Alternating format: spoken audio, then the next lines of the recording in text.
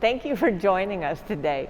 We're in Gallery A at the Turchin Center for the Visual Arts, and we're showcasing the work of Elizabeth M. Claffey. Her installation is titled Matrilinear. Elizabeth is an assistant professor of photography at Indiana University in Bloomington. She is a 2019-2020 research fellow at the Kinsey Institute for Research in Sex, Gender, and Reproduction.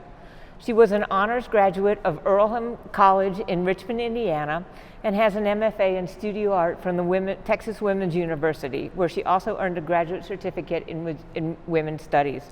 In 2012, she was awarded a Fulbright Fellowship, which she used to support her documentary work in Eastern Europe. She spent a year photographing in Albania. Elizabeth's creative work focuses on the way personal and familiar narratives are shaped by interactions with both domestic and institutional structures and spaces. Her work has been recognized by PDN Magazine, Center Santa Fe, the Eddie Adams Workshops, Strange Fire Collective, Don't Take Pictures Magazine, the Chronicle of Higher Education, the Dallas Morning News, and Western exhibitions in Chicago, to name just a few.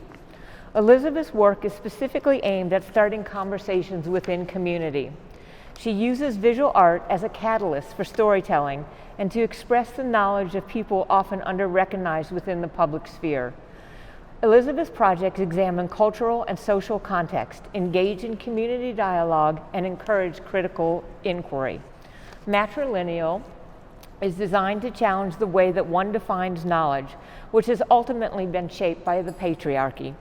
How knowledge is defined and who is allowed to acquire it have always been an exercise of power by those in control. So the theories, wisdom, and experience of others, women, people of color, religious minorities, the LGBT community, people of varying abilities, people who are older, those with low incomes, all of the people who are marginalized by the COVID-19 pandemic that we are currently experiencing, they are often unacknowledged as being of consequence or having value within the public realm. Elizabeth's images are meant to express alternative forms of knowledge development and collection. Matrilineal aims to create space for the deep knowledge base that women can develop through interaction with home space and with each other. She says, "The women in my family have a long-standing practice of sharing and passing down objects and clothing." And you can see the clothing that is in Elizabeth's family in these images. "There are so many things that my mother, my sister, and I swap often. I am always hesitant to discard things, and at some point ended up with several of my grandmother's old undershirts. They range from girlish shirts with flower patterns to baggier silk V-necks that wouldn't itch her skin as she grew older. Perhaps one of the most meaningful to me is the last one she wore before her death, which still had her family surname scrawled into the headline." And I'm quoting Elizabeth here. "My mother grew up during a time when clothing was precious, often handmade, and something that you mended until completely threadbare. This perspective was passed down to my sister and to me, and we keep our clothes until they fall off." And then I photograph them. So you'll see in some of Elizabeth's images, there are needles and threads where she talks about, makes reference through the physical object to her family history of mending clothes until she photographs them, because she doesn't throw anything away. Elizabeth's installation started with early images that were the undershirts that belonged to her grandmother, and then she transformed them with more items of clothing. Initially, the items were straightforward documentation, but then she worked with more material. And if you look closely at this Matrilinear number 13, you'll see the item of a man's shirt, but tucked into the sleeve is another photograph.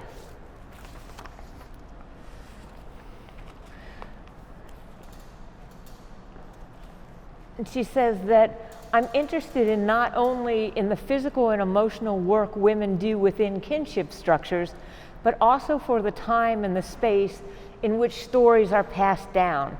There's this sacred space, not so much now, but historically, where relationship building was through domestic work, childcare, cooking, sewing, washing dishes, folding laundry. And she says she's not interested in implying that doing housework is fun, but that the gathering and the working and the attention that women paid to each other and through those shared mundane tasks is what built their relationships. So I'd like to share now Elizabeth's statement with you as we walk through the gallery. Matrilineal is an ongoing series that addresses embodied memory and its relationship to personal, familiar, and cultural identity. In mainstream Western culture, public forms of power are often passed down through patriarchal lines of heritage, along with dominant historical narratives that can socially condition peoples and shape identities. However, women have often interrupted this power and conditioning through the traditions of storytelling and object sharing. These images examine family folklore, ritual, and objects passed down through generations of women. The photographs often reveal the physical remnants of a body long gone, including stains, tears, and loose thread from clothing that was kept close to the body for comfort and for protection. The stitching and/or the photographic representations are both a visualization and an expression of stories shared as family lore. These interruptions also represent the deep influence of one's familiar past on the personal identity and perceptions of the body. The second suite in this series, Matrilinear 2, which is the work that you see here in these oval frames, expands to include found objects. My exploration of these garments reveal pockets full of tissues. So the images that you see here are crumpled up tissues and handkerchiefs. There are endless amounts of Kleenex that have been long used and often washed within the clothing. While these pieces of disposable cloth carry no value or specific story, I struggle to let them go as they were once held close to my mother's body. And the act of finding them embodies a memory, a ritual, and a premonition of my future self. By expressing domestic rituals and objects to explore their meanings within public context, this work aims to interrupt and transform normative cultural narratives. Through varying perspectives and translation, the practices and keepsakes that construct familiar stories become basic to a more inclusive collective memory and a global story of the past. Women play many complex roles within the structure of kinship: daughter, sister, cousin, mother, aunt, grandmother. These roles can be fluid and at times overlap. Matrilinear aims to create space for the deep knowledge base that women can develop through interaction with home space and each other. The series also draws upon the vernacular of an archive to imply the critical nature of women's experience within the greater context of history. We're looking at this image here of a pair of a little child's shorts, and this is titled Matrilineal number 7. Elizabeth had this to say about this piece. I held these small shorts and remembered my own childhood, the scraped and bruised knees. The small flower patterns that you can see was a reminder of the constant expectation to be feminine or to be tame, a near impossible task for many young girls who desire an active or even aggressive physical experience in their youth.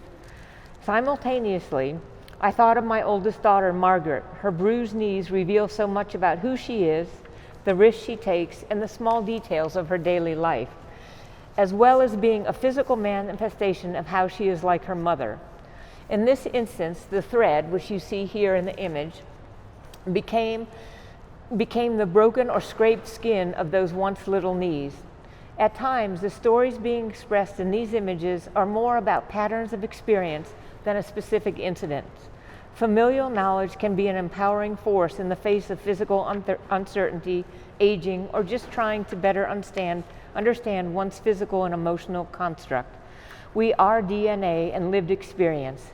These are both passed down through generations. The stories are personal evolutions that can act as a foundation for understanding and self-acceptance. What I think is really so wonderful about Elizabeth's photographs in this installation is that they are life-sized. Viewers have the opportunity to experience the haunting images both as a memory of something familiar and as a memory of the person who might have worn the clothing. We can all recall similar pieces from our own past and our own family histories. And I think in this way, the images become both personal to the artist, but also universal. Thank you.